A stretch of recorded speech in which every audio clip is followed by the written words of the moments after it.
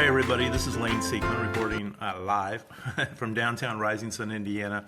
I just want to check in with everybody this week and give you an update on what's going on with me and my campaign, and thought Facebook Live would be an opportunity to do that. So I don't know if anybody's going to watch, but we'll find out and see how the life is out here on the internet.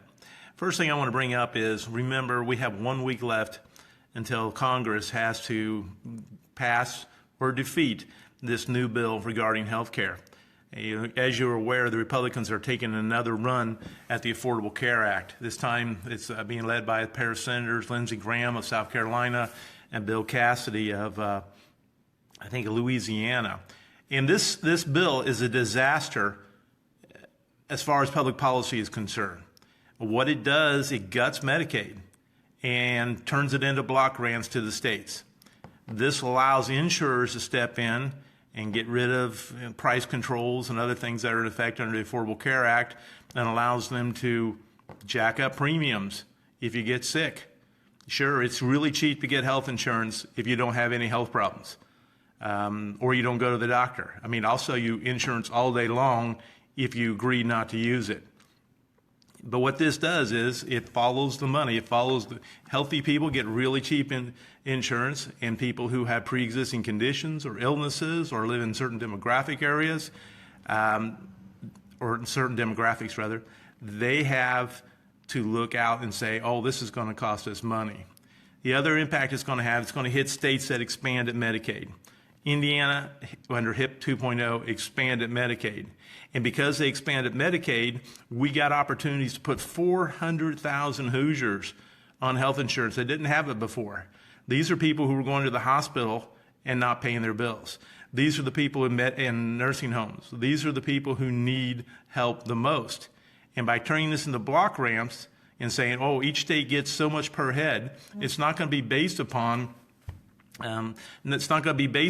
what essentially they're worth. It's going to be based upon how much per head you get in the state. Remember, we got that with student tuition in Indiana for education. And no matter how much it costs to teach a student, you still get the same amount of money. So under Medicaid, it's going to be that way. So the deadline here is going to be on next Saturday, September 30th. They have to pass it in the Senate. They're under the budget reconciliation instructions right now put out under the original repeal and replace concept, which we saw in March and we saw in June and we saw previously. So if they don't get this passed by September the 30th, then they go to 60 votes. And they can't do it with 60 votes. They couldn't do it last time with 50 votes, actually 51, counting the vice president. So this is a make or break situation. If these budget reconciliation instructions that are in place in the Senate expire, they can't pass it after that.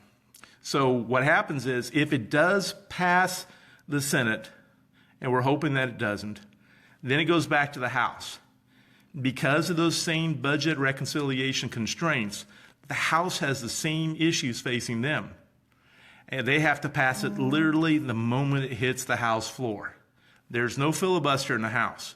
The Speaker of the House can call this up or down for a vote immediately once it walks back across the aisle.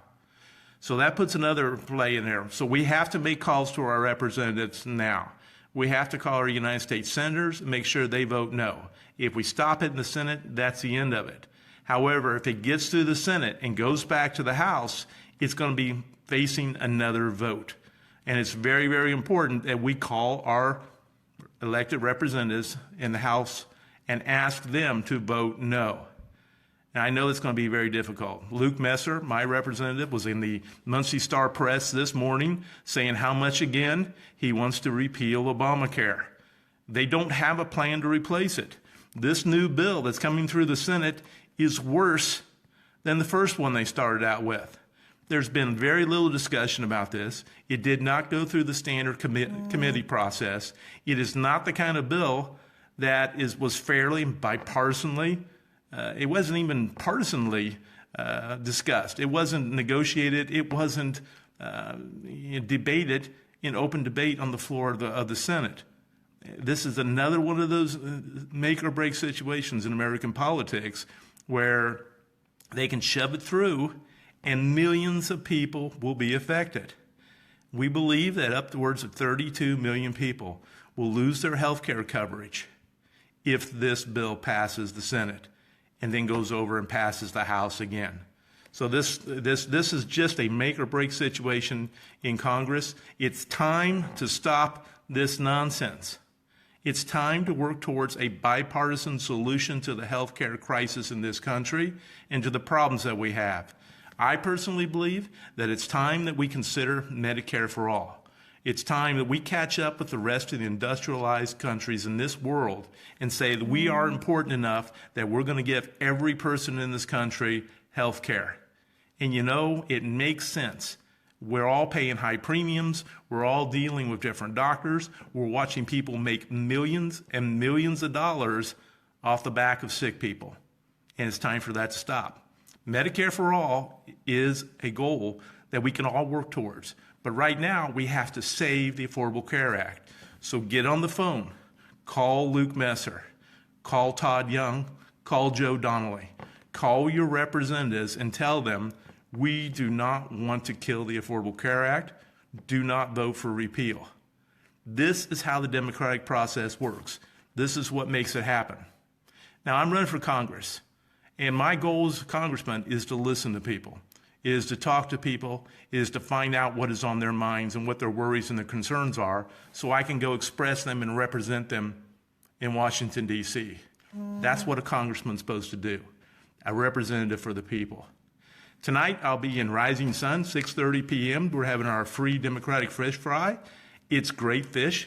Nick does a great job of making fish. Come down and get some fish. Tomorrow night, I'll be in Greenfield at the Hancock County Jefferson-Jackson Day dinner. It's going to be a good event. And next week, I'm going to be going up to Winchester and other counties. I've gone all over this district. I've talked to lots of people. And it's so vitally important that we have this conversation. You know, when you have a representative, you expect them to represent you. You expect them to listen to you.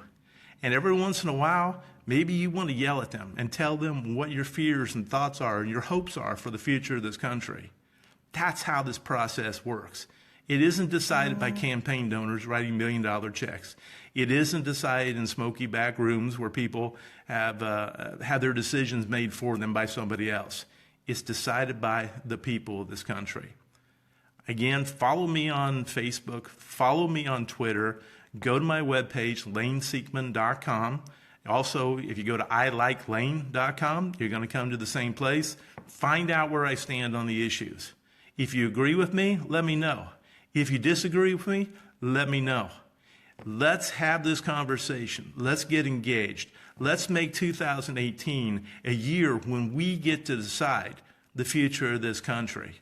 No longer can we sit at home and wait. No longer can we sit and look for the answers that we have coming from other people. You know, Barack Obama said at one point when he was running for president, he said, "We are the change that we have been waiting for." Well, let's make that change. Let's make a difference in this country. God bless you all. Have a good day, and I'll be back to see you again soon. Thanks.